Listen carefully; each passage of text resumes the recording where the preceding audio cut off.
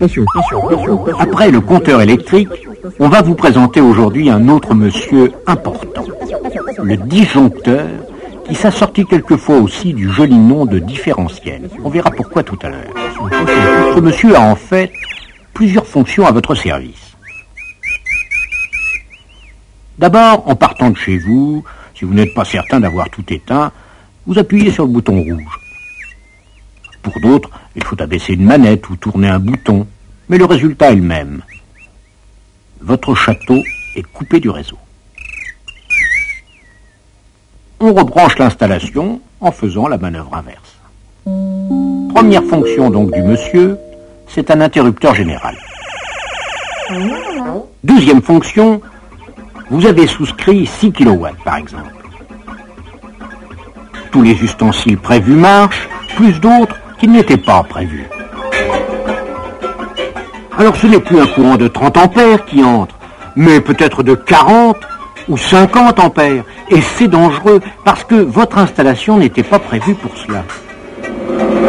Alors le disjoncteur voit passer trop de courant et il coupe. La solution n'est pas d'aller lui faire une scène.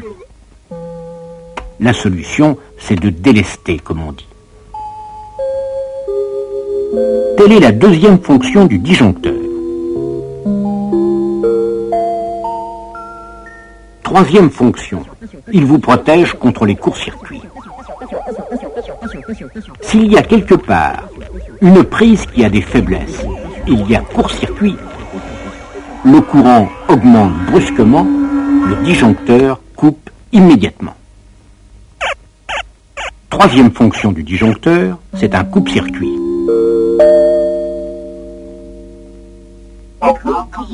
La solution n'est pas là non plus d'aller lui faire une scène, c'est plutôt de chercher d'où vient le problème.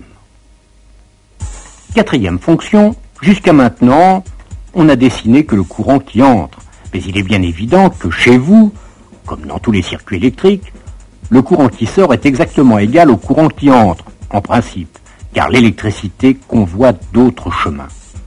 Vous savez que le courant peut très bien passer dans le sol, dans le béton plus ou moins armé, et dans vous et moi, hélas, même pas armé du tout, de sorte que s'il y avait un appareil défectueux quelque part, et qu'un malheureux monsieur ou une malheureuse dame touche la carcasse, cela va faire peut-être un quart d'ampère qui va ressortir par là.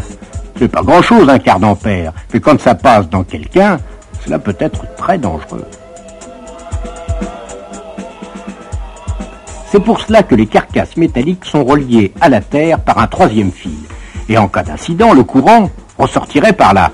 Et s'il y a du courant qui ressort par le sol, dans le disjoncteur, il y aura moins de courant qui sort que de courant qui rentre.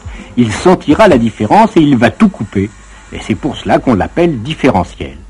Quatrième fonction du disjoncteur, il détecte les fuites de courant. Mais comment fait-il, ce bon monsieur? Eh bien, tout cela est à base de relais, de bobinage, et peut paraître un peu compliqué. Mais le principe est simple. C'est celui de l'électroaimant, ou plutôt de deux électroaimants. Le courant d'entrée passe dans l'un, dans l'autre, on fait passer le courant de sortie, mais en faisant le branchement comme ceci, pour que les forces électromagnétiques soient dans le même sens. Ajoutons un dispositif de ce genre. Si les deux courants sont égaux, les deux forces sont égales, et il ne se passe rien. Mais dès que l'un des deux courants est plus faible, les deux forces ne sont plus égales, et le circuit est coupé. Si c'est l'autre courant qui est le plus faible, le circuit est coupé aussi.